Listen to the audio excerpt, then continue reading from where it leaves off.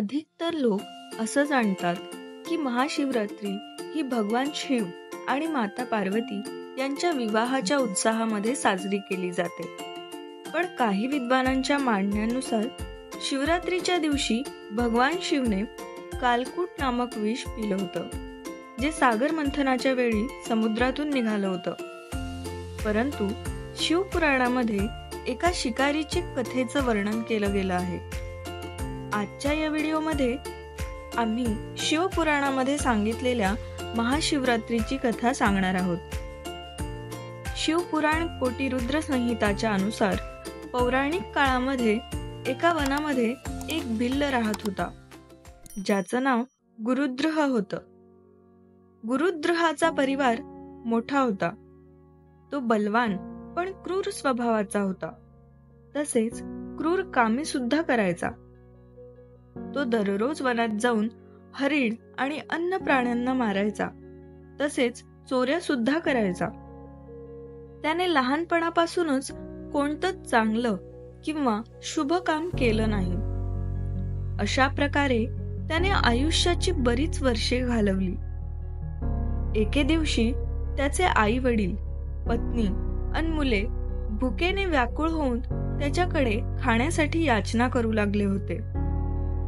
त्यांनी खाण्यासाठी सतत इतकी याचना केल्यामुळे तो लगेच धनुष्य घेऊन शिकारीसाठी वनात निघाला आणि हरिणाच्या शिकारीसाठी वनामध्ये फिरू लागला. दैवयोगाने त्याला त्या दिवशी काही पण भेटलं नाही आणि सूर्यास्त झाला. याने त्याला खूप दुःख झालं.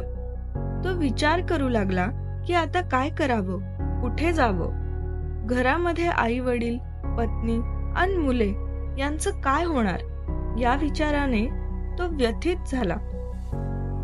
आज काहीही करून काहीतरी शिकार घेऊनच घरी जायचं, या विचाराने तो वनामध्ये फिरत फिरत एका नदीजवळ आला.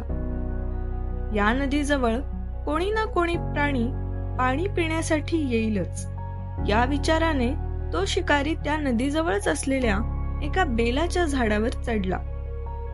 सकाळपासून काही देखील न खाल्ल्यामुळे तो उपाशीच होता. नदीतले थोडे पाणी सोबत घेऊन भुकेने व्याकुळ असा तो शिकारी झाडावर चढून शिकाराची वाट बघू लागला. योगायोगाने ती महाशिवरात्र होती. रात्रीचा पहिला प्रहर सुरू झाला आणि काही वेळातच एक तहानलेली हरिणी त्या नदीजवळ आली. त्या हरिणीला पाहून त्याला भरपूर आनंद झाला आणि तिला मारण्यासाठी त्याने आपले धनुष्य तिच्याकडे रोखून धरले. धनुष्य बाणाने नेम पकडायच्या वेळीच त्याच्या धक्क्यामुळे थोडंसं पाणी आणि बेलाची पाने खाली पडले. झाडाच्या खाली शिवलिंग होतं, ज्याच्याबद्दल त्याला काही कल्पना नव्हती. अशा प्रकारे त्या पाण्याने आणि बेलाच्या पानांनी शिवलिंगाची पहिल्या प्रहरची पूजा संपन्न झाली. त्या पूजेमुळे त्या शिकाऱ्याचे बरेचसे पाप नष्ट झाले. इतक्यात झालेल्या खडखडाटाने हरिणीने वर पाहिले आणि शिकाऱ्याला पाहून ती घाबरली. मित्रा, तू काय करणार आहेस? मला खरं खरं सांग, हरिणीने शिकाऱ्याला विचारलं. हे ऐकून शिकारी म्हणाला, आज माझे पूर्ण कुटुंब भुकेने व्याकुळ झालं आहे. आता मी तुला मारून त्यांची भूक शमवेल. शिकाऱ्याचे ते शब्द ऐकून घाबरलेली ती हरिणी म्हणाली, हे शिकाऱ्या, माझा मांस खाऊन तुम्हाला आनंद नक्कीच होईल. तुमची भूक सुद्धा शमेल. एखाद्याची भूक पिटवण्यासारखं पुण्याचं ते काम कोणतं? पण यावेळी माझी सगळी मुले घरी आहेत. मी त्यांना निरोप देऊन माझ्या बहिणीकडे सोपवून येते. मी फसवेल असं समजू नकोस. माझ्या मुलांना माझ्या बहिणीकडे सोपवून मी नक्की येईल. शिवपूजा झाल्यामुळे शिकाऱ्याची बहुतेक पापे नष्ट झाली होती. त्याने हरिणीच्या शब्दावर विश्वास ठेवला आणि तिला जाऊ दिलं. ती हरिणी पाणी पिऊन घराकडे निघाली. रात्रीचा दुसरा प्रहर चालू झाला. इतक्यात त्या हरिणीची गर्भिणी बहीण त्या नदीवर पाणी पिण्यासाठी आली. तिच्याकडे पाहून शिकारी सुखावला. तिला मारण्यासाठी त्याने धनुष्याचा नेम धरला आणि तेवढ्यात बेल आणि पाणी शिवलिंगावर पडले आणि त्याची दुसऱ्या प्रहारची पूजा संपन्न झाली. बेलाच्या पानाचा आवाज ऐकून हरिणीने वर पाहिलं. शिकाऱ्याकडे पाहून ती म्हणाली, हे सद्गृहस्था, तुझ्या धनुष्याकडे पाहून तू मला आता मारणार आहेस असं समजत आहे, पण मी गर्भिणी आहे. तू एकाच वेळी एक नाही 2 जीवांची हत्या करशील, हे योग्य नाही. मी आपल्या पिलांना जन्म देऊन त्यांना माझ्या बहिणीकडे आणि तिच्या स्वामींकडे सोपवून लवकरच तुझ्या समोर येईल, तेव्हा तू मला मार. शिकाऱ्याने धनुष्य बाजूला ठेवले आणि हरिणीला जाऊ दिले. हरिणी झाडाआड लुप्त झाली. दुसरा प्रहर संपला आणि तिसरा प्रहर चालू झाला. 2दा शिकार हातातून गेल्यामुळे तो आता चिंतित झाला.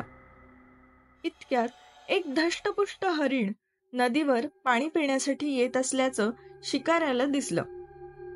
त्याला पाहून आनंदित झालेला तो आपल्या धनुष्याचा बाण त्याच्यावर रोखणार इतक्यात बेलाची पाने आणि पाणी शिवलिंगावर पडली आणि भाग्याने त्याची शिवलिंगाची तिसऱ्या प्रहारची पूजा संपन्न झाली.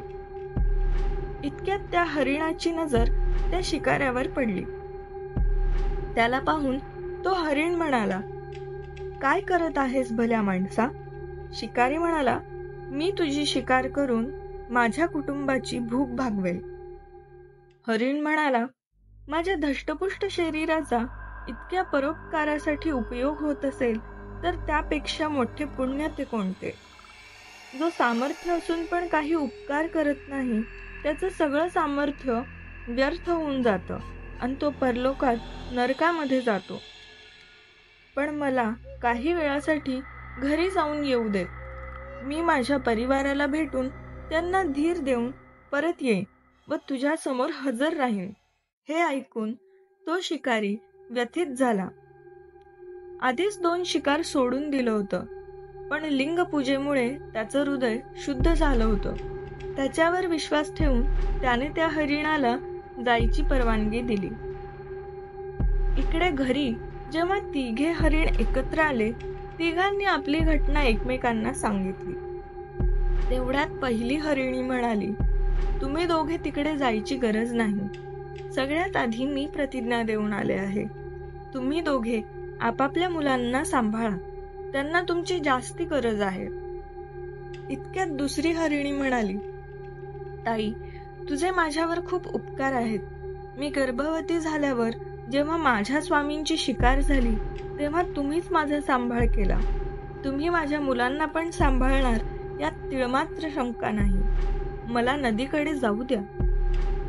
तेव्हा हरिण म्हणाला, आज मी शिकाऱ्याकडे जाईल, तुम्ही दोघी इथेच राहा. मुलांचा सांभाळ आईकडूनच चांगला होतो. पण 3घे सुद्धा प्रतिज्ञाबद्ध झाले होते. आपल्या मुलांची सांत्वना करून ते 3घे नदीकडे निघाले. पण त्यांना जाताना पाहून त्यांची मुलं देखील त्यांच्या मागे मागे निघाली. त्यांनी निश्चय केला की आपल्या पालकांची जी अवस्था होईल तीच आमची होऊ देत. त्यांना सगळ्यांना एकसाथ आलेलं पाहून शिकारी हर्षवर्धित झाला. त्याने धनुष्याला बाण लावला आणि तेवढ्यात पाणी आणि बेलाची पाने शिवलिंगावर पडली. त्याची 4थ्या प्रहरची शुभ पूजा संपन्न झाली. त्याचबरोबर शिकाऱ्याची सगळी पापे भस्मसात झाली. इतक्यात सगळे हरिण बोलले, हे शिकारी शिरोमणी, आमची शिकार करून आमच्या शरीराला सार्थक कर. त्यांचे हे शब्द ऐकून शिकाऱ्याला साक्षात्कार झाला. शिवलिंगाच्या पूजेच्या प्रभावाने त्याला दुर्लभ ज्ञान प्राप्त झाले. हे पशु प्राणी असून पण धन्य आहेत, जे ज्ञानहीन असून देखील आपल्या शरीराने परोपकार करू इच्छितात. पण धिक्कार आहे माझा, जो अनेक क्रूर कामे करून आपल्या कुटुंबाला सांभाळतो. त्याने आपले धनुष्य खाली ठेवले. त्या हरिणांना परत जाण्यासाठी सांगितले. त्याच्या या कृतीला बघून भगवान शंकर प्रसन्न झाले. भगवान शंकर प्रकट झाले आणि त्यांनी गुरुद्रोहाला दर्शन दिले. गुरुद्रोहाने मोठ्या भक्तिभावाने भगवान शंकरांना नमस्कार केला. भगवान शंकरांनी त्याला सुखसंपत्तीचे वरदान देऊन गुहू नाव प्रदान केले. तो हाच गुहू ज्यांच्यासोबत भगवान श्रीरामने मैत्री केली होती. अशी ही महाशिवरात्रीची कहाणी. गुरुद्रोहाला जसे भगवान शंकर प्रसन्न झाले तसेच ते तुम्हा आम्हा हो हीच ईश्वरचरणी प्रार्थना.